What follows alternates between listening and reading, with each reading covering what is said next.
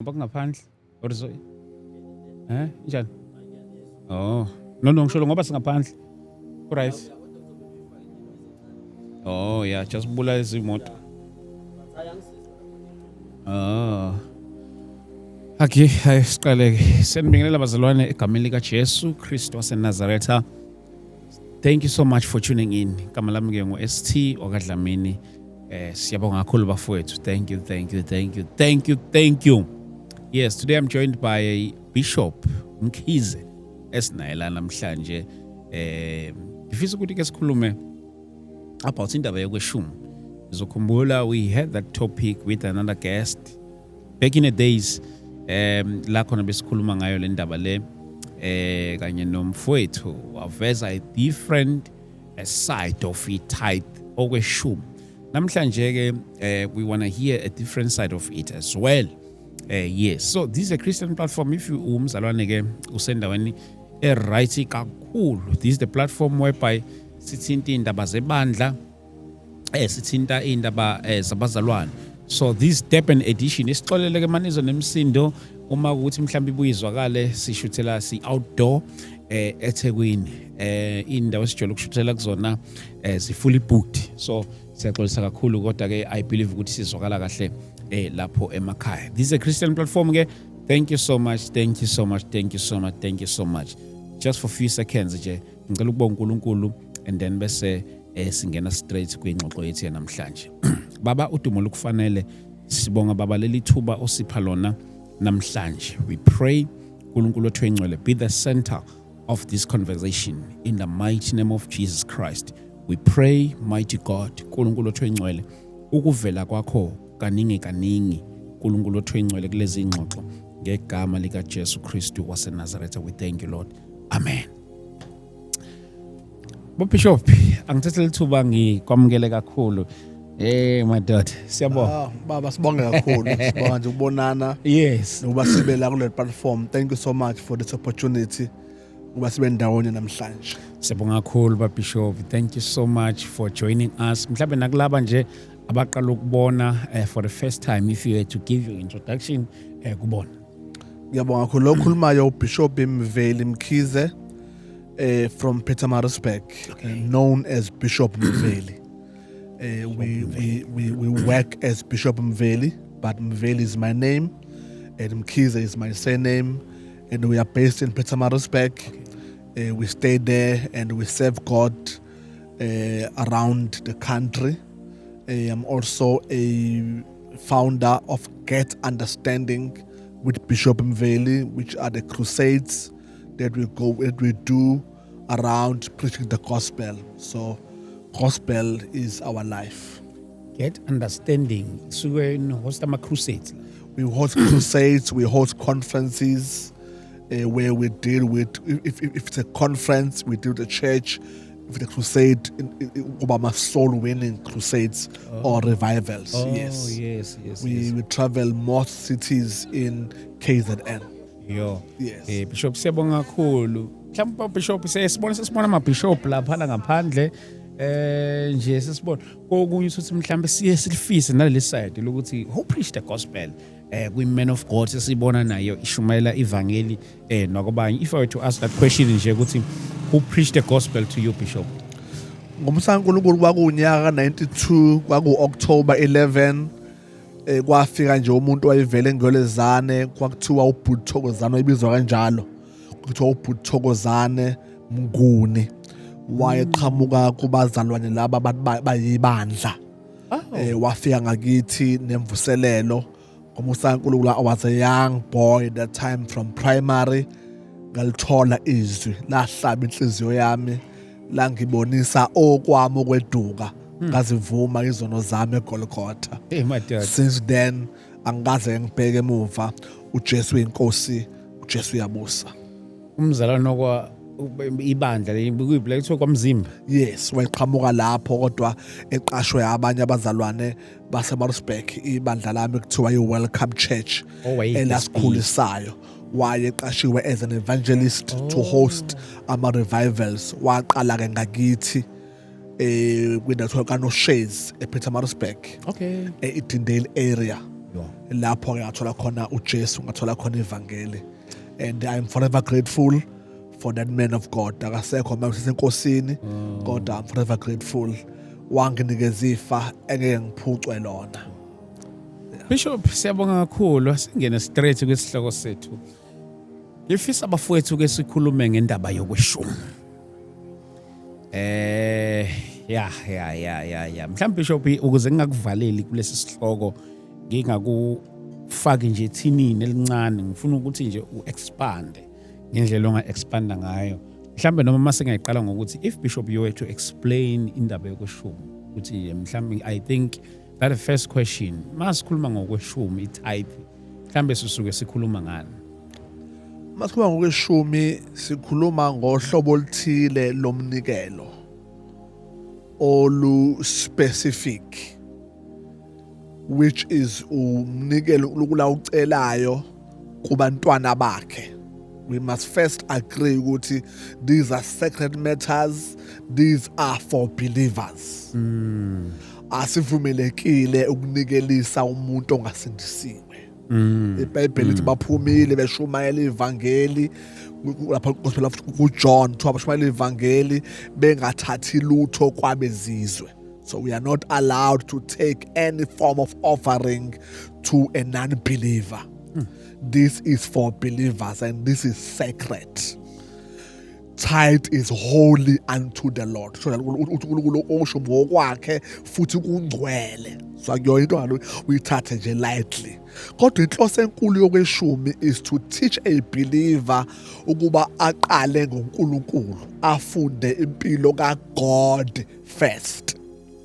Ngenza iphutha elikhulu ukuthi ngisheshe ngibe ahead of this topic.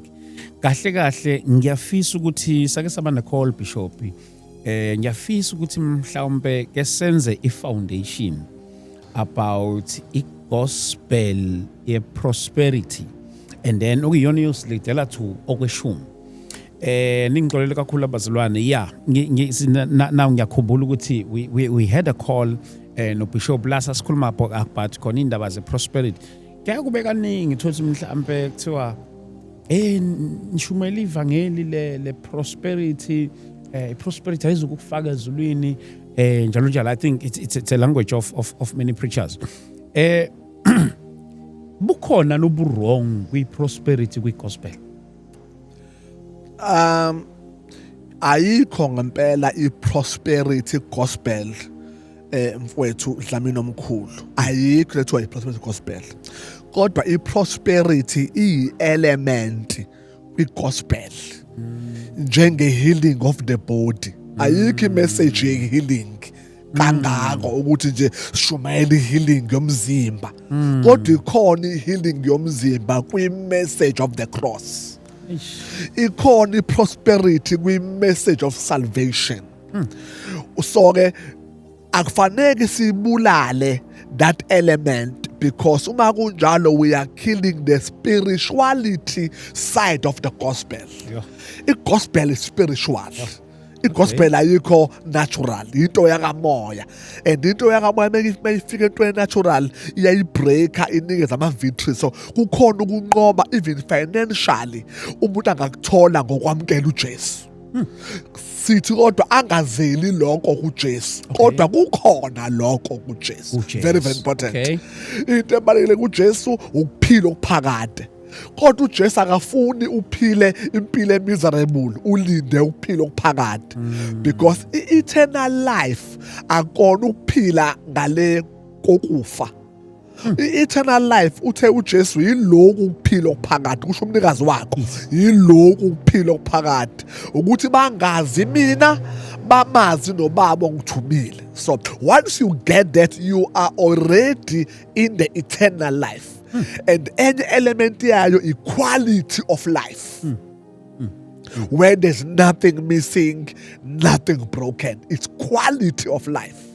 where all things are in order empilweni yakho because you are a child of God. Wow. Asikulwele lokho singacanga ukuthi kuyicala lokho ukuthi uNkulunkulu azihlangabeze zonke izidingo zakho ngoba wena sewuphilela yena. iBhayibheli lithi wabafela bonke abaphilayo baphilele loyo owabafelayo waphinde wavuka. So mawuphela yena nje ngoba yena wayela ephila yena lo esimphilelayo wayela yena ephila, all his needs were met. Lo osephila through us akakaze alekhe. Lo phila ngapha kuthiwa uKristu kuwe the hope of glory. Lo phila kuwe ngaphakathi akakaze alekhe. Kwani bafanele ayo khokhela intela wathi khona ufishi lapha nemali hambani ude wena akakaze kuthiwa uxakekile. Lo thina osephila manje ngaphakathi kithi uphila esinikeza ukunqoba in every area of life, in every area of life. So what can you say kulaba othola ukuthi mhlawumbe okanye kangithi nje kithi, let me also put myself though I've never done it, mhlawumbe kuyithi thola ukuthi mhlawumbe sishumayela igospel and then bese siyenza prosperity as if it's demonic. There's something wrong there because kuleka in lento yokukhonza uNkulunkulu ongamlindele ukuthi angakusiza. We are not supposed to serve God esingalindele ukuthi angasiza. iBhayibheli ifundisa ukuthi the expectation of the righteous will not be cut off. Ukulindela kolungileyo ngeke kube yize. So we are pleading with abazalwane ake bakhonza uNkulunkulu abemithembayo futhi abamlindele ukuthi angenza noma yini noma nini noma kuphi. God who has no limitation. Uma Dlamini omkhulu uma imali nje idlala irole engaka empilweni yomuntu. Imali idlala irole engaka empilweni yomuntu. I don't think singakhonza uNkulunkulu ongenendaba naleyo aspect. Sure. If money plays such a role in my life, if I can quantify the money we have used just today, sigela ayina sifaka upetrol sikhokhela sithenga imishini kwenziwa yonke lento enzeka namhlanje. If you can quantify imali being spent here, and someone say no imali ibalekile, no bazalwane, we are saying first priority is salvation of the soul, ukuthi usindiswe umoya wakho ungalahlwa uthole ukuphila okuphakade. Second to that, also important ukuthi uphile emzimbeni. Second to that, ukuthi ube nayo imali. Imali ayingabi ihlazo in the house of God, because iBhayibheli liyasiwonisha ekuthembeni imali kodwa asithembe uNkulunkulu ozosinika imali. Angiphinde, the Bible warns believers not to put their trust on riches. Ngoba inature yawo ama-riches ayahluleka vele kuthiwa money failed in Egypt. So imali cannot buy everything. Kodwa imali can buy a lot of things.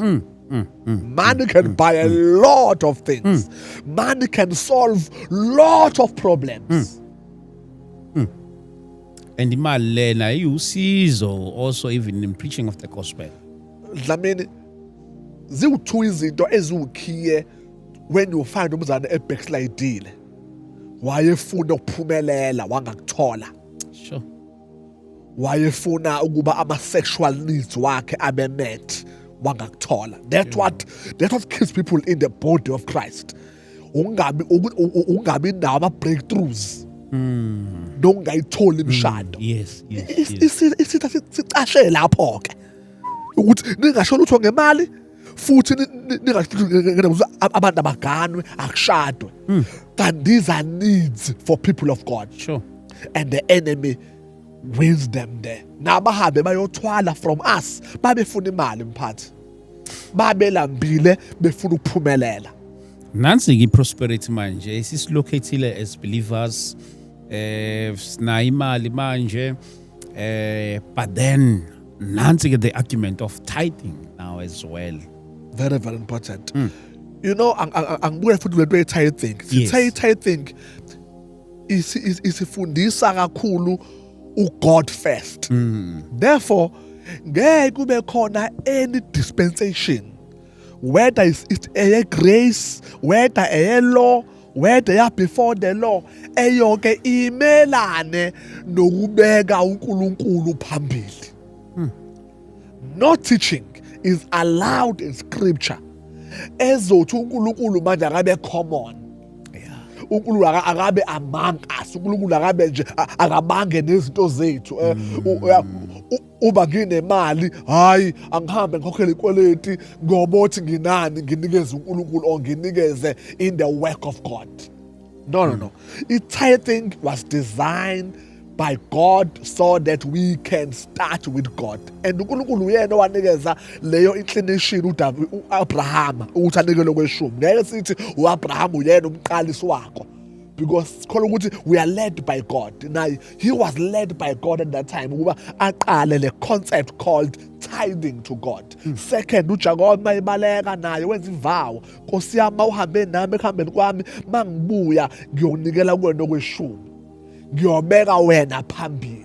That's why asiphumi ukuthi cha ukuthi okweshumi indaba yemali. Okay. Ngokuthi okweshumi indaba yenhliziyo. Okay. Umzalwane ozinikele kahle enkosini uJesu akabe nawo ama-challenges wokunikela ngemali. Le nto ishiwo uApostle Paul encwadini Korinte uthi bazalwane bathi besempofini bavama njalo ukupha. Uthi-ke no, ayikubanga into enzima leyo, naqala kuqala nazinikanye nenkosini kuqala nakuthina by the will of God. So to give to the apostles for the ministry is not hard if you have already given your heart fully to God. Uyaye uthi inkosi lo ngikunikeza kona vele ngikunikezwe wena. Kwaze kwakuncane yini u10%. I wish I was able to give konke nginako uma ngicabanga umsebenzi ongako ongenzele wona. Once you are sincere about your salvation, once you are convinced ukuthi mkhulu umsebenzi owenziwa uKristu esiphambanweni, ayikho into ongayigodla. So what happens to a believer on a tithe? A believer on a tithe, number one, he does not partner with God in his mission in this world, because ama givings are partnership. Ubiza kanjalo futhi uPaul uthi you Macedonia, you partnered with me in the gospel. So when you give, you partner with God. So we have a believer or interested ukuthi athi partner with God ukuze lihambe ivangeli. Kodwa asikwazi futhi ukuthi sithi umzana ongathayithi uzwa nemoto, umzana ongathayithi uzogulelwa ingane. That's not the gospel we are preaching, because we are not buying these things, but we are saying umzana ongathayithi is falling short. Fanele akulwele ukuthi ayinqobe lento evimba ukuthi umzana angatithe, ayilwele, ayingabi into ayamukela nje easy as if into normal. Fanele ayilwele ukuthi I want to partner with God. Ngifuna ukufika where I am not tithing on 10%, I am tithing on 30%, I am tithing on 50%. I am giving all that I have for ukuthi lento enzeke kumina ukuthi ngithole ivangeli balithole nabanye. Angibeka nje Dlamini omkhulu. Yes. Those who believe ukuthi they have an answer from God, banempendulo from God, and ayikho imali kuleyo team ephethe answer from God, lawo bantu bayayikhohlisa. You need to have money to transport the very answer that you have. Yeah. Impendulo oyiphethe for your generation, kodwa imali ingekho, ngeke ifike ebantwini leyo mpendulo. So, but the answer to answer you is that umzalwane ongatithe, he is just falling short. Ufana nje nomuntu ongathandazi, ufana nomuntu ongazili, ufana nomzalwane othi hayi mina ngihlanganyeli mina ngakhubeka. So kuningi alimala kona nje by not committing to these disciplines. So in other words, I think back in the years, the presentation of tithe, sometimes they used to say, if you don't tithe, you'll end up okay, let me put it in a way you could see too. It attracts poverty. How true is that? Definitely, if we are not a giver, you will attract poverty and lack. Let's say I'm a giver. It said it's on this area of tithing. iBhayibheli alisifundisi a giver who does not tithe. iBhayibheli lifundisa ukuthi first you tithe, then you give. Now this is what's happening in our days. People have drifted away from tithing, then they are but bayanikela, then bangama, but what we call them kingdom sponsors. So they sponsor the work of God. No. We tithe and we give. Okay. Because this thing must be done njengoba kulotshiwe ayi ngendlela yakho. Into kaNkulunkulu awuyenzi ngendlela yakho, uyenza ngendlela yakhe. Let me show you how important is the tithe in the new covenant. Because the argument enkulu ukuthi asiyiboni kwi new covenant, where is it? Let's take Abraham okhothwa uHebrews 7. Okay. Ehlangana noMelkisedeki emnikeza kweshumi. Okay. That story is about a priesthood kaKristu. Ukuthi uKristu umpriest omkhulu ngokwe order, hayi kaLevi or kaAaron, ngokwe order kaMelkisedeki. So uma usebenzisa iBhayibheli kahle uzokwazi ukuthi njalo kunento ethiwa i-law of first mention. Okay. Sithi uma Abrahama ehlangana nalompriest uMelkisedeki wamnikeza okweshumi, and we are saying that was Christ pre-incarnation. uKristu lo yambona lapha Melkisedeki engakangeni kwintombi uMaria.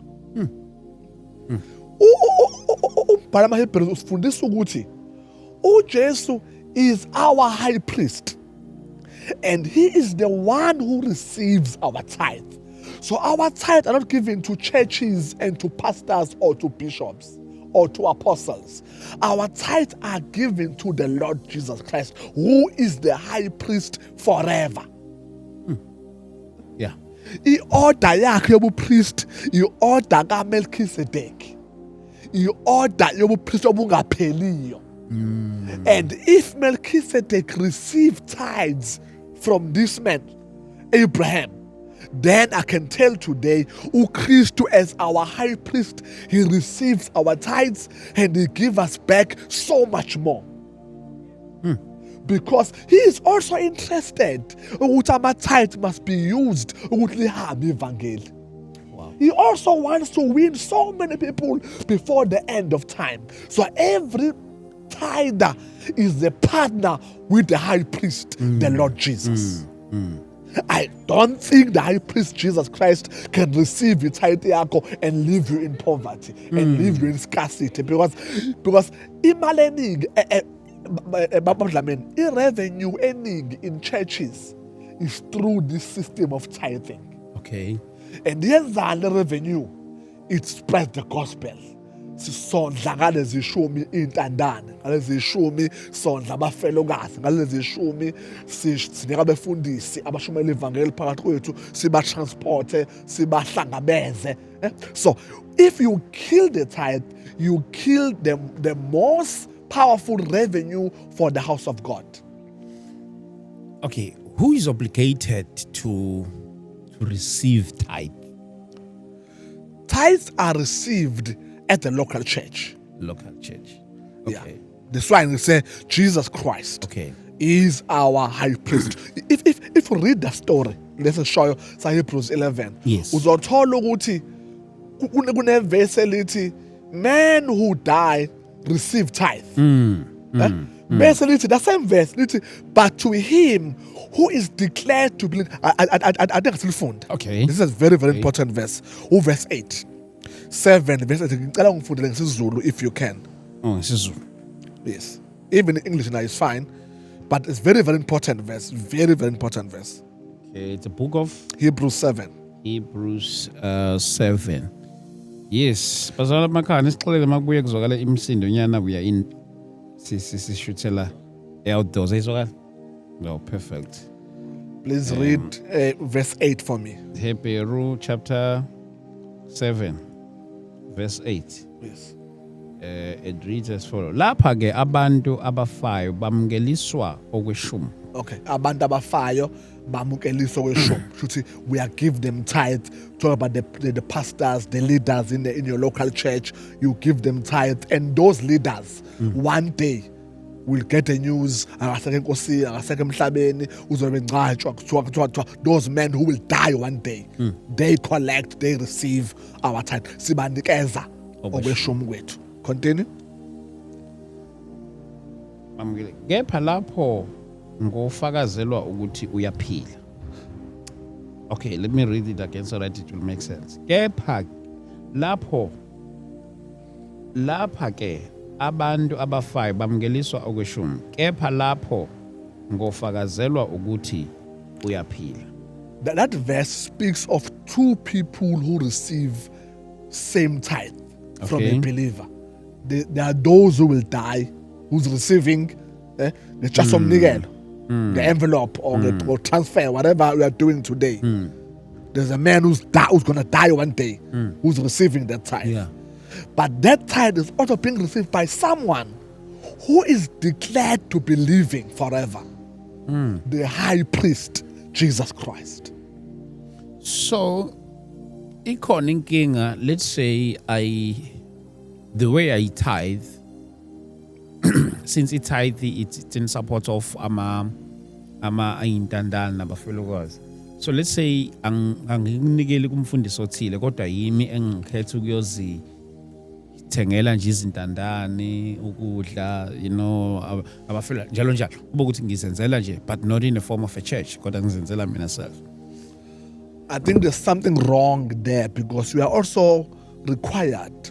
Part of your 90% after tithe, it's your givings, it's your support, your charity, I think the tithe should go to a local church because should go lapho wena wondliwa khona spiritually, so that the tithe again will do what? Will support the work of God in that area.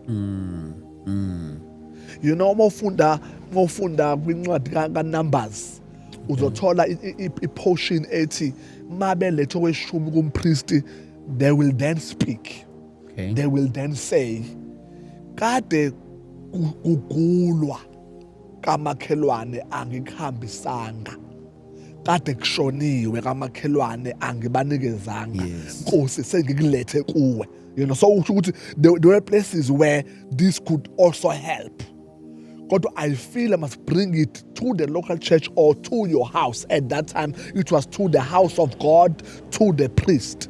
To be ukuthi khona kuhlelweke khona kusupporte abantu abaningi, uhlangana nokwami nokwakho nokomunye ukwazi ukusupport abantu abaningi in the house abadingayo and all those things. You are still also required as a child of God to do charity works, to support abantu abampofu. Also required to sow your seeds or to give your offerings. But tithing, it should be in the local church. It should support the local church where you are being groomed spiritually, fed spiritually, mentored spiritually, led to your leaders. You honor them. You honor God with your tithe because you don't honor men. We honor God with your tithe. I think that is chapter 3 where Proverbs verse 6. Honor the Lord with your substance, with the first fruit. Honor the Lord. So we honor the Lord with our tithes. Do you think the issue of tithe, it was well presented na sukela kudala njengoba ngingakhothi ekuqaleni uthiwa mhlawumbe kwakuthiwa hayi uzoginqika nemoto uzogula kanti uNkulunkulu uzilandele kweshumi? Do you think it was well presented before? It was not well presented. Kodwa, it's not only tithe that was not well presented. Lot of things were not well presented. But we thank God that the church is growing. The knowledge in the house, mafika ngo-92 kwakushiya kuthiwa ungayifuyi nje uma umzalwane, so ungabafaka ojini uma umzalwane. So many things that were not really true at that time. But we were serving God, we were zealous. We thank God that the church is no longer there anymore. That's why ibandla nje, even entweni ye-tithe, ibandla alisekho that much blind, alisekho that much ignorant kulama matters. Kodwa abantu abaningi, I was sorry to say this but I have to say it, abantu abaningi who question the tithe in most cases are these church drops out. Labantu abathi mina ngashiya isonto angimshiyanga uNkulunkulu. Those are very people who, but the church at large embrace the teaching. The church at large do this teaching. The church at large benefit greatly from these disciplines. Sure. Prayer, giving, fasting, ibandla nje is advancing a lot in these things. But people who have a problem with it, most babuza ukhonzaphi omunye akakhonzi, we are about to, all right, no, then there's a serious problem. Ayindaba ye-tithe ngempela, there are serious problem. Yes, asiphiki sabefundisa ukuthi ikhona abuse of finances in the house of God. There are people who are abusing people. That's very true. We cannot deny that. But asikwazi ukuchitha ingane namanzi angcolile. We take the child out of the water, we throw dirty water away, and we condemn anyone who misuses church money. We condemn, it's wrong, it's not allowed, it's church money, it's people's prayers and expectation. Abantu bayakhuleka, they're trusting God as they sold them nigelo yabo. So we also plead with pastors to behave well around our offerings. Ngoba lezi icelo, people are sowing becela, some omunye ucela ukuthi ingane yakhe ebanjwe iwunga isizakale. So ziningi icelo, iningi imikhuleko ehamba nemnikelo yabantu. So it must be well administrated, it must be well channeled. People must behave well among iminikelo yabazalwane. Kodwa abazalwane abangayeki ukutitha, abangayeki ukunikela, because noma yiphi dispensation, God will still say qala ngami. Akeke uqala empilweni yakho. And imali nama-riches iwona ne-force enkulu to show us where is your heart. So let's say I'm a pastor, but I don't lead any church. I'm in a good position of receiving tithe.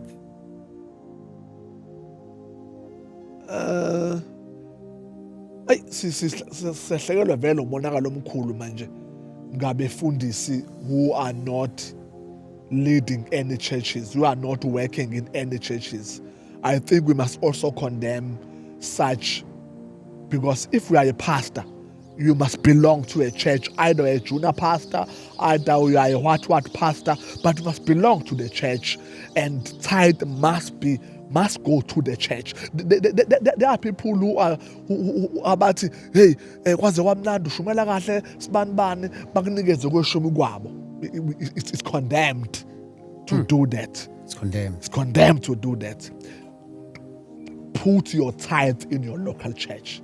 Give your offerings even here to this great platform. Sow a seed so that this work will grow. We sow seeds in such movements. We sow seeds in such platforms. We don't pay our tithes in Uma movement. It's condemned. Tithes belong to the house, belong to the local church, to the house of God, not to Uma movements and traveling speakers. We don't tithe. Kumvangelo ofekile endaweni, we tie to a local church because ngoba iBhayibheli nabavangeli, they must supposed to be sent by local churches. So la bethunywe khona kuyathayidwa khona, kuthathwa kuyona futhi le mali yethayid nemnikelo basupportwa ukuba bahamba yosebenza.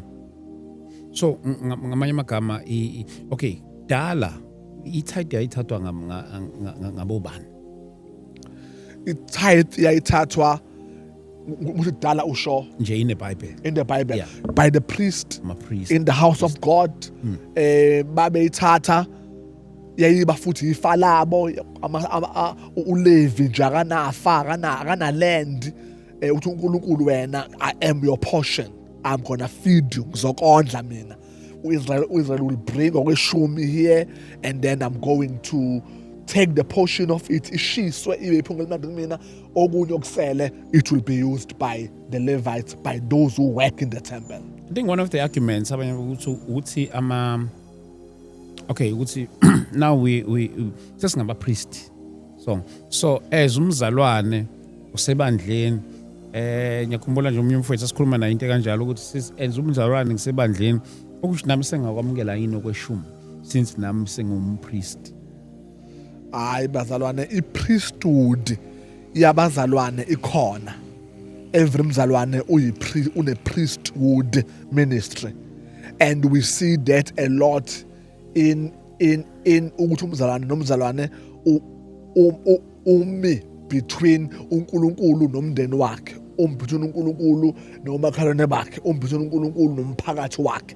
The priesthood of a believer, it's more on praying for those people, standing on the gap, interceding for them. Bathola uJesu, bathola ivangeli. So asingayithathi too far i-priesthood of believers as if i-substitute i-fivefold ministry. Okay. The priesthood of a believer does not take away that they must belong to a local church where there is a fivefold, where there are pastors, teachers, prophets, apostles. Yeah. So tithing ifanele umfundisi ohola ibandla. No. Itithe ifanele ibandla.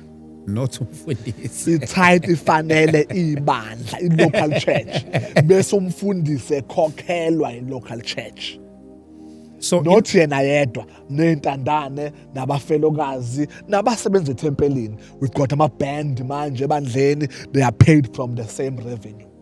So itithe akumele iye kwi-account number kamfundisi. We are not allowing that to happen ukuthi umfundisi uthatha okweshumi kuze kuyena. I think it's careless, and I think it's not right. It must be well administered. Ingakho babekuphonsa enyaweni zabapostoli, those who were giving we early church, so that kuzohleleka kahle, kuthola into engaka, kubalwe kahle, kudividwe kahle. Ayimase sekufakwa kwi-account yenceku, kufakwa khona okweshumi. Ngibone ngazi ukuthi sesiyamlimaza nalomgcotshwa. You know mphathi amanye amasonto nje kakhulu lawa ama-mainline ayadiscourage ukuthi umfundisi azi ukuthi ubaba uDlamini unikela imali engakanani. Because inhloso kufanele uDlamini angazi ukuthi umkhize umfundisi angazi uDlamini uyena ithe ikhulu lekhaya ufaka u10,000 ukuze akwazi ukumkhuza maye wrong. So leye izimali ezingena ngqo, ingakho asikwazi manje labo bantu bahola. We can't lead them, we can't tell them yibona abamise lo msebenzi. So imali must go to emnikelweni, ibusiswe ihlangane nemali yabanye. Ibusiswe, ibhenkwe, iyalokhethwe kahleke ukuthi le ingaka. Angiphiki ukuthi abefundisi abagcotshwa ibona abagcina bethola a bigger stake kwentweni ye-tithe. Kwi-salary yabo, they get a bigger stake because they work in the temple, they are full time. But ayikwazi ukusuka kumina iye kwi-pocket likamfundisi. Unless I want to just to bless man of God, ngimbiza restaurant, ngimthengele ukudla, ngimnikeze imali, ngibonga umfundisi, it's fine. You can bless your pastor anytime, but your tithe belongs to your local church. So that even if he falls short, we are recalled as a pastor, you still tithe in your local church. Tithing on people, where do you do if they fall along the way? If they fall into sin, they must be disciplined when they are not be tight as a voice, as a state. No, I'm going to tithe when I was tithing in my local church. Because going to listen mhlambe nayi tithe yangena lapha awazi nokuthi uba no tithe ile mhlambe ngene bank kwi bank account yebandla as umfundisi I'm leading that church. Angazi ukuthi uba nofake lo time mhlambe leyo nto leyo akumele ngibe ngimanage lawo ma account, kumele ube nomuntu ozomanage lawo ma account ukubona ukwenza that admin. A true church, let's take imodel yeBhayibheli. Immediately uqeda ukushumayela uPaul nabo Peter beshumeza abantu abangakazi bashumeza umuntu, abantu abangakholwa nhlobo, hayi lento masishumeza abantu abaphendukile manje nabantu abaziyo ngevangeli. Kwakufanele in few months beshumayelile basetha ama-elders, babeka ama-elders kuma-new converts. Those elders will sit on the table, they will discuss ama-matters. Nathi into yena umpostoli abathi ngoba sizowena therefore. So you set structures, you set systems in place. Now as a pastor, we as protector. Kungathiwa udle izimali zesonto. We as protector, as a pastor, you also want the man of the church to advance the gospel. Yes, now fanele udle, fanele kuphile, but imali yebandla fanele futhi iqhube umsebenzi webandla. So alikwazi ibandla ukuthi lime ndawonye and then when you are taking 100,000 home. Kodwa ibandla setendeni, ibandla lakhile, ibandla linalutho kodwa wena uhola 100,000. It's not proper. You are not a good steward of God's money. Because going to Sinang Udlamini, we are ufaka 100,000 a month as itithe yakhe, nangumunye ufaka 10,000 as itithe yakhe. Uqiniswe uyabona manje uthi usibanibani ngoba ingene kwi-account yakho. Usibanibani uhola this amount of money. Ugcine sekuprioritize usibanibani just because itithe yabo kuyabonakala ukuthi in terms of money bane strength school. Where kunemali engena account yamfundisi from the church, temptations are high there. Yeah, nemizi iyafa lapho. Because lo yasisi ufaka imali engaka unemali lo yasisi then sufile umuzi. So nje ukufaka ukuthi imali ingene account yakho nje it's carelessness. It's not being a good steward of the gospel you are carrying and the message you are carrying. And we must say abafundisi, they must belong to churches. Churches must regulate ama incomes akhona and they must pay abefundisi babakhokhele kahle ngokwamandla ale local church. So in a case uthola ukuthi case fine imali ya kwi-account yebandla, but nami as a pastor I'm one of ama-beneficiaries khona ebandleni, meaning that ngine access ukubona ukuthi malini engenayo ebandleni, ngine access ubona ukuthi malini engenile isuka kubani. Ku wrong nalokho? No, akukho wrong. It's just that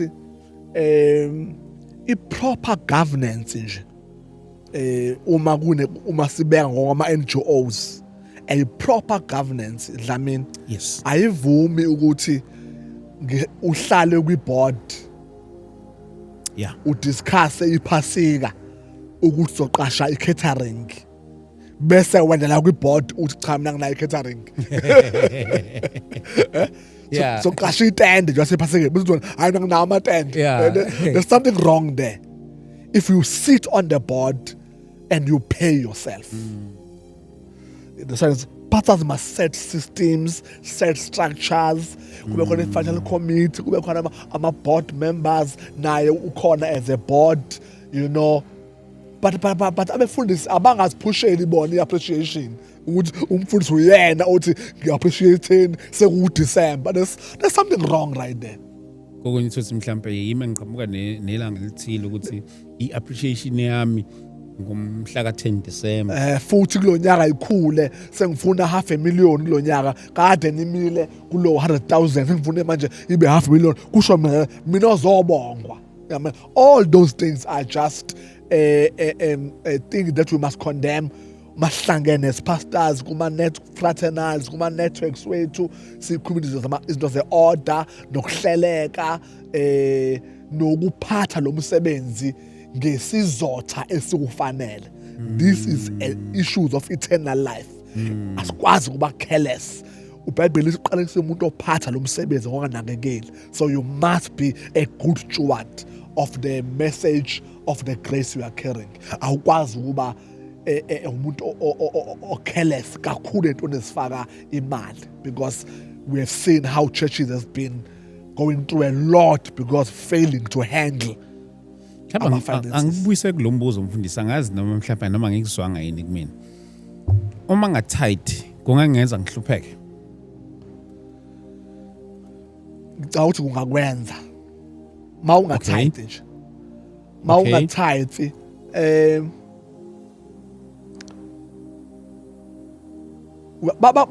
bakhona abantu abangatithe abangahlupheki.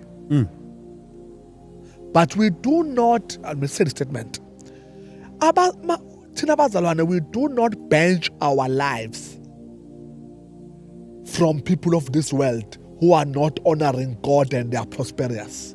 We don't bench our lives there. We bench our lives about the things of God, about what God wants us to do. So, bakhona abantu who are not suffering and abakaze batithe and abasoze batithe abanye vele bakholwa. But we are saying once you are in the house of God, once you are a believer, for financial prosperity, for you ukuthi ube protected entweni ezifaka indaba zemali, exercise the discipline ye-tithe. Exercise this discipline ye-tithe as a child of God. I'm not saying mangabe ungatithe awusindisiwe. I cannot say that. Kodwa as a believer, exercise le discipline. Ukuthi angifuni sibe ngathi siyagembula. Okay. Ngifuna sithi umzali ongakhuleki angahlupheka yini? Okay. Umzali ongayingenda bothandaza nje. Yes. Can he be attacked? Yes. Umzali onganikeli, can he be attacked? Yes. It should be on that context. Not with context as if it's a jukebox. Ufaka imali uzobona. No. We are not talking about a gospel jukebox here. We talk about disciplines in the kingdom of God that you must do. Umzali ongalifundizwi angadlala imoya. Yes, angadlala imoya ngoba akayazi i-identity yakhe. Umzali onganikeli akaba nenkinga, yebo, because aka-exercise i-covenant part yakhe. It's our bazalwane kwi-covenant yethu with this God ukuthi siphile impilo ephumelelayo and ilele ekunikeleni. uJesu uthi give, it shall be given back to you. Good measure, pressed down, shaken together, running over, man will give to your bosom. Abapostoli bathi akushiwo ukuthi ubusisiwe ophayo kunowamukelayo. That should be our discipline. That should be our thinking around issues of finance. So let's say angisindiswanga kodwa manje it's like manje ngiyatithe. Kodwa manje I'm not born again. What happens to that person? I do not know to say on that one because, let me say this, answer this way.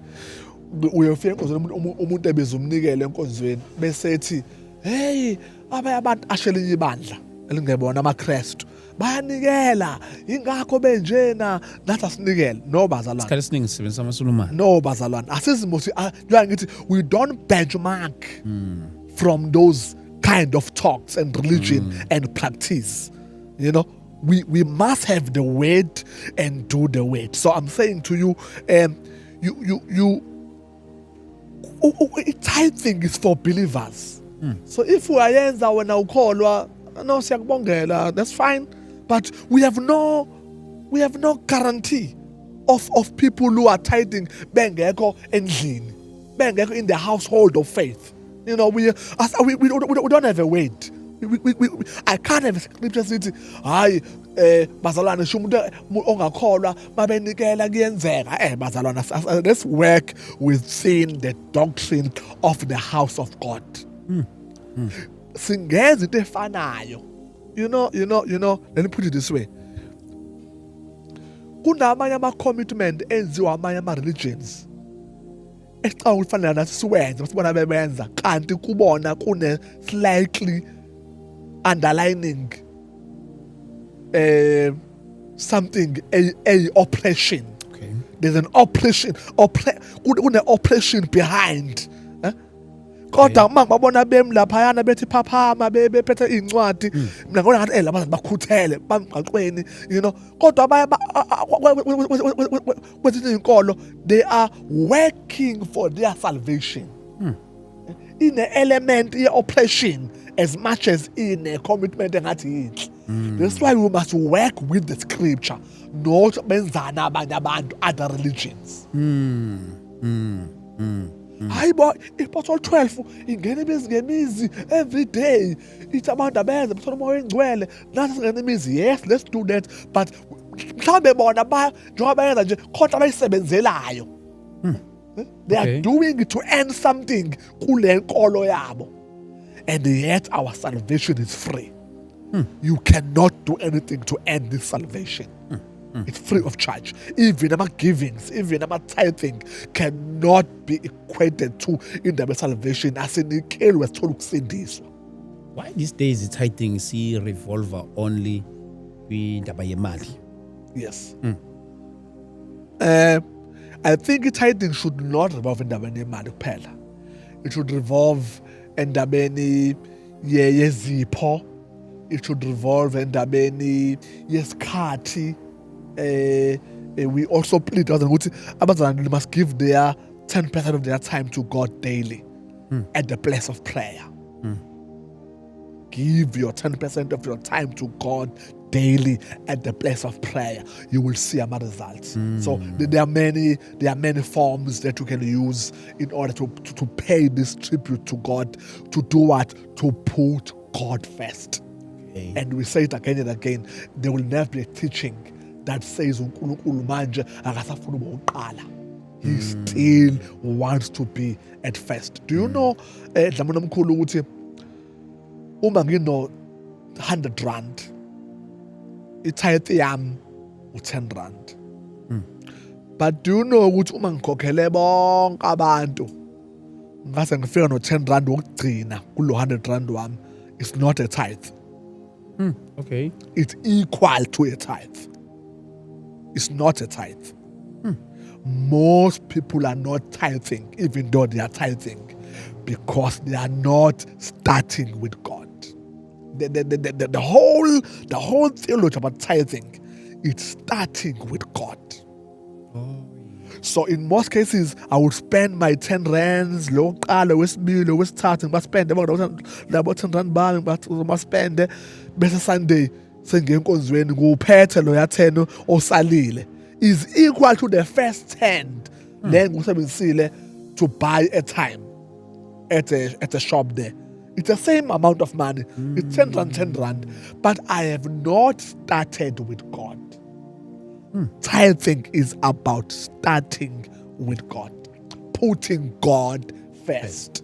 Uqala ngemali bese ujwayele ukumfaka phambili ezintweni zonke zakho, but uqala ngalokho emali because imali is very strong with umnikazi wayo. Umuntu nemali yakhe bamunye. Where your money is, where your heart will be. So once you sort out the issue yokuthi uqala uNkulunkulu emalini zakho, I am telling you, it will be easy for you to start with God in all that you do. Mhlawumbe ngimbuze nalo mbuzo ngiyengibona yeah, khona umzalo nokubuza this question. Ngihola 40,000. Ama expenses wami according to the pay slip ama deductions. Mhlawumbe ngigcina kimi sekufika mhlawumbe let me say 35,000. Itithe yami isukela kulo 35 noma isukela kulo 40. Kodwa imali egcina ifike kimi u38. I mean 35,000, let me put it in that way. Yeah. We encourage people to tithe from isamba lesi because that's money lesoqala, because that's money credited to you. That house, it's your house. That car is your car. So it's you. But we are saying there's imali zithathwa umuntu esalele Dlamini engafiki ku-ATM. Yeah. So when if your ATM esekhipha imali eseyiphatha imali ngesandla, he will then start with God yena. Okay. Because akakwazi ukuthi akaqala uNkulunkulu ngoba le mali ithi ngena ibe ihamba. But the moment you get to the ATM, before you spend on yourself, we advise people ukuthi they must learn to start with God. Because i-habit la, ne-importance la, eyokuthi uNkulunkulu umbeke phambili. Kufanele uthi emoyeni wakho uNkulunkulu kwakuba nginane-bond wona unginike lawo mandla. No, mhlawumbe uthi not my expenses. Okay. Bizwa lento. Kuthiwa yini? Ama UIF or SARS njalo njalo. So Provident Fund. Yes. Zonke lezi zinto lezi uthola ukuthi kimi kugcina sekufinyelela o 35,000 because these expenses. So imali engena kwi-account yami before I do anything nje ephathelene nami u 35,000. Okay. Yes. So Angakho kubonda ngakhokhela imoto. Okay. I think you should do ngokama convictions enhliziyo yakho. Okay. I think we should do that which when you feel ukuthi you are being honest, this is your tithe. You know, because people will differ. Abaye bathi ngitithe kwi-net, ngitithe kwi-gross. I'm not here for those small kind of debates, but those are two small debates. Into enkulu la, we are teaching people to pay their tithes. Why must they pay their tithe? They must start with God. They must honor God. They must advance the kingdom of God. Sithi imali ye-tithe iyona mali eningi ebandleni. We sinabantu abatithe, which is not also acceptable, but people do. Umuntu atithe ngo-1,000 kodwa mase kunikela ufaka o-5 rand. So uyabona ukuthi uma lo muntu akathayitanga futhi ngabe siphila ngalawo 5 rand, ngabe lo msebenzi uhamba ngalawo 5 rand bakabafaka la. So a much revenue for the house of God is in tithing. Omunye uthothi akatithe kodwa makunikela ufaka 1,000. Omunye akatithe makunikela futhi ufaka imali enkulu because uyayibaleka le commitment. Angithi tithe into ebona abantu abaya ngayo ine commitment. In fixed abantu abayifoni into engathi fixed, abayifoni engathi iyaba regulator. Yeah. You know, siphila kwivangeli lenkululeko, you know, sifuna freedom manje, you know, we want to serve God freely. I want to give with what I want to give, but I still advocate that new believers, new covenant believers, abantu abakholwa uNkulunkulu manje kwi new covenant, they should go back to the tithe. They should go back to with giving, because they still have the high priest, not those who will die, but the one who lives forever. Isizathu sami esibengenza singibuze lento so gross no bani. Sure. Uthola ukuthi maybe mhlambe after some time mhlambe sekuze kufike isikhathi sokuthi umuntu uya retire. Sure. Mhlambe kade lokho etithe all along. Sure. Ebese kufika isikhathi sokuphuma kuyimali. Lo muntu if betithe emalini before ama deductions, meaning that shuthi ubetithe kulabo ku 40,000. Okay. Angatithe before etithe before ama deduction. Okusho mase kuphuma imali, lo muntu leya kuleya mali lesingena usengatithe futhi. No, I don't think ukuthi kufanele sikwenze kanjalo. But it differs. Yeah. From house to house. Abanye bafuna kutithe from that amount qhamuka kwimali zempesheni and all that. Angifuni ukupusha into yokuthi people abatithe from imali abayithole kanjani. Yes. Kodwa ngifuna siphushe iprinciple yokuthi if you feel wena ukuthi no, I've been tithing for 40 years, and then now I've got my pay and I won't pay tithe on that one. Bafethu akekho umuntu ekufanele atithe under umthetho. Okay. Under a force. Okay. It should be a ministry. I think iBhayibheli libiza kanjalo uncwadi yama-Corinthians. Ikubizwa ngokuthi bazalwane kule nkonzo yokupha nokwamukela inkonzo le, no one must feel forced to exercise a ministry. A ministry must always come from your heart. It's a ministry. We are konza.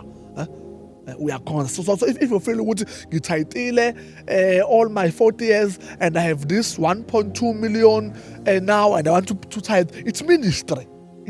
You are ministering. There's nothing wrong with that. Should sengabe sesinqumeni sakhe ke lo muntu. It's ministry ukuthi uqhuba kanjani yena. Even ukutitha lokhu nje ukutitha a daily, a monthly or weekly as per your income. It should be from your heart. iBhayibheli alifuni kube anducindezelwa. You must appreciate the ministry of giving. You must give joyfully, cheerfully so. You must kufanele isikhathi somnikelo usikhathi sibalekile kube isikhathi sokuthi ukwazi ukuthi kuthiwa bese ebuhlungwini lapha uCorinthians wesibili bekwipoverty kodwa banqaba ukuthi ningasinqabeli ukunikela. Yes siyahlupheka, yes siyazika kodwa ningasinqabeli ukuthi siphatheke kwinkonzo yokunikela. We must grow our believers kwi-level ukuthi asikho isikhathi where they feel umnikelo is a burden. Njengoba ngithi nje asiwuclassifye with prayer, with fasting, with all silahle le element ukuthi engathi imali le hayi imali inzima kabi. No, let's not do that. That mentality iyona sifakela ukweswela ngoba iBhayibheli lithi ngimbonile omunye egodla wangena ekusweleni. Ngimbonile omunye ehlaphaza kodwa anda. So let's try by the grace of God to not worship money. Okay. I always say we serve God, not money. Why? Because God can give us money and will give us money, but money will not give us God. Wow, that's powerful. Imali ngeke sinikeze uNkulunkulu asinikeze imali. So we are serving God, we are not serving money. So ngoba okuningi ukukhuluma ukuthi abantu vele abanayo imali. So engathi manje amaSouth afuna yona lencane. So let's give them principles. Yokuthi if you work this ngoba nje indaba prosperity baba uDlamini. Ayifaki imali, ayifaki ukunikela kuphela. Ifaki ukunikela, ifaki hard work, ifaki vision, ifaki purpose. You know, there's a lot involved in you prospering in this life. And giving is part of it. Imaza. And giving is part of it. Yeah. So I see it in nikela and be lazy. We're not saying that. I see it in nikela and have no vision about your life. We're not saying that. I see it in nikela besukamnayo sense of purpose. Why are you here in this world? Pursue your purpose, because purpose pays more than ukusebenza. If I were to ask you, Mfundisi, sure, the benefits of prayer to spiritual growth, you are covered spiritually. I think there are many benefits of prayer. Sure. So the benefit of tithing, I think lombuzo wami unakho ukuqhamuka ngamasayida ahlukahlukene. What is the benefit of tithing? Benefit number one, tithing is inikeza a divine protection. Okay. Not saying uma anikelanga unayo protection. God is sovereign, but we know that this discipline does protect. It protects impahla yakho, it protects your life, it does protect. So number one is protection. Number two, like all other givings, it benefits tithing, it's prosperity. It's financial breakthroughs. It's breakthroughs in your family. It's breakthroughs in your career.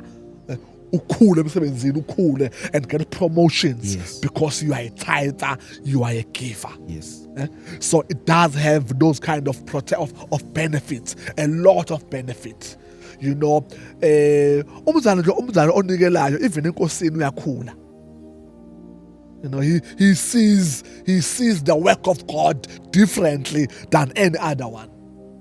He sees ministry, he sees indaba yevangeli differently. You grow if you partner with God with your tithes and offering. You grow. You begin to see God from any level. So it does have a lot of benefit. Protection, as I say, prosperity or financial breakthroughs. It does open so many doors. It does give you favor. You know, it does give a lot of things. Who's that guy? presents kwathiwa uCornelius kwathiwa imikhuleko yakho neminikelo yakho izwakele your Yes. prayers and your givings izwakele omunye umama yena awakha amajezi ayewathungela abantu ambuze noma sefile kwathiwa ngeke afi into nje sinje amajezi lo mama so there are many things that are happening kubazalwane aba embark nale nkonzo kodwa sifisa kungabi ngokucindezelwa kungabi ngokuthi kukhona ofuna ukuzi-enrisha ngawe. The moment you think someone wants to make money out of you, we have missed it. Yeah, Because blessed is the one who gives than the one who receives. Bishop, siyambonga uNkulunkulu kakhulu ngawe kakhulu. If you have anything that you'd like to emphasize, we are almost towards the end of our session. As Job was talking about the gospel of prosperity incorporated with a tithing. Sure. So yes, so we appreciate your input, Bishop. Thank you so much for squeezing us in your busy schedule. Kakhulu. Maybe your last words and anything that you'd like to emphasize as well. I would love to say maybe two things. Number one, kunento elapha kuTimothy oqala chapter 6, I think from 17 to verse 19. Kuthiwa, let's warn those who are rich in this life not to put their trust in riches, but to a living God who provides us freely with everything to enjoy. So I want to appeal to those who are rich in this life and anyone actually not to put their trust on money but on God. Wow. Put your trust in God. It's God who will open doors. We even appeal to bazalwane who are rich, who are pastors, who are in business, who are doing well, and they are pastors. They must not deprive our church members abo to partake kwinkonzo of giving and receiving. Because mina ngingakwazi afford i-budget ye-conference then ibandla likhululeke linganikeli. No, bazalwane, everyone must partake kule nkonzo for their own benefits. We must open a door, abazali banikele noma ngabe nginemali eyanele to finance. Let people give for their own growth, for their own prosperity, for their own open doors, for their own next level.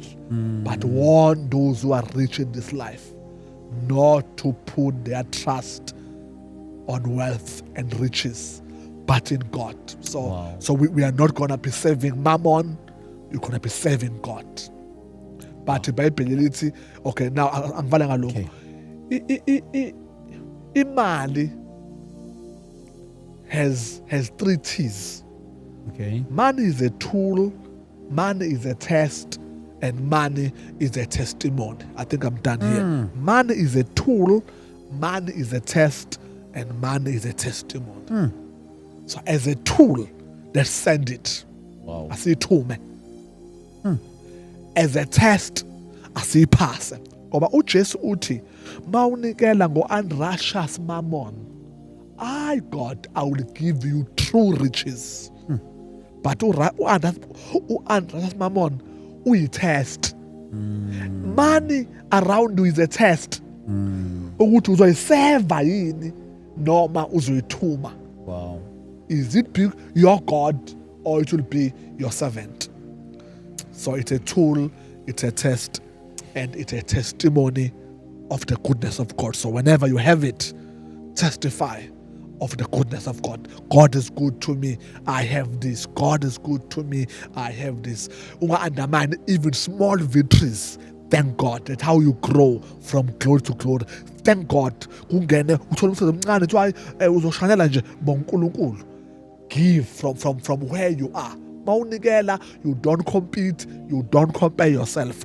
And God is faithful to grow you to height you never believed if you were told. God is able to do something that you won't believe it, even if you were told. I think Joel 2:26, you shall eat and be satisfied. and bless the Lord who dealt wondrously with you. So abazalwane abangakabalekeli ukuthi badle basuthe bajabule. And we said here, let's not serve God esingamlindele. Expectation is the mother of miracles. Expect God to move in your life. Wow. Bishop, siyabonga kakhulu. Mhlawumbe nakulabo abathanda ukuxhumana nawe bakuthola kanjani? Ukhona uFacebook wami page, it's Bishop Mveli, it's one word, Bishop Mveli. They can find me there. And those who need the number, they can try this number, 081-593-1465.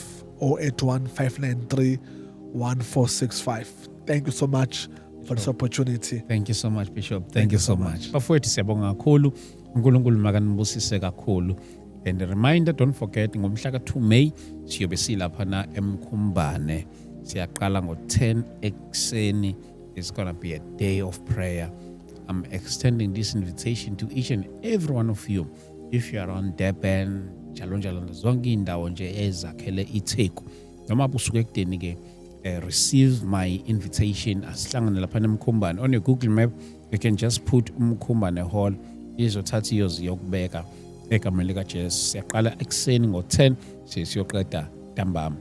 Mkhumbane mhla ka-2 May. For more info 0788 417 844. uNkulunkulu makanibusise ke nonke lapha emakhaya. God bless you. Amen. Bishop, siyabonga. Hey man. Hey.